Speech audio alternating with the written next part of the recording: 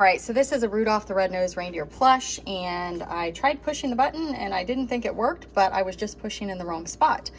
I do not see an area to change the batteries. So once the batteries run out, that will be it. Here is the tush tag. It says Rudolph the Red-Nosed Reindeer. Rosati and Rosati, it looks like it's made by. And again, once the batteries run out, I don't think, unless you unstitch it, you can change the batteries. This is gonna light up, so if you have light sensitivity, please turn the video off now. And if not, I'm gonna show you how it works. All right.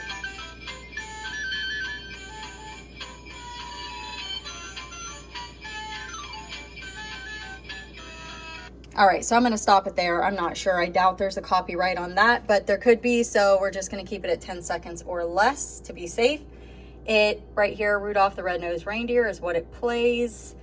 And let me get you a measurement here, just kind of showing you what the tag says.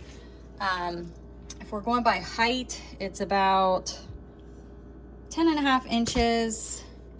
And if we go across this way, it's about 9 inches. So again, it tells you what to do, just press, but you have to kind of find the right spot, which it's really right there. I just wasn't pressing hard enough. You do kind of have to press hard.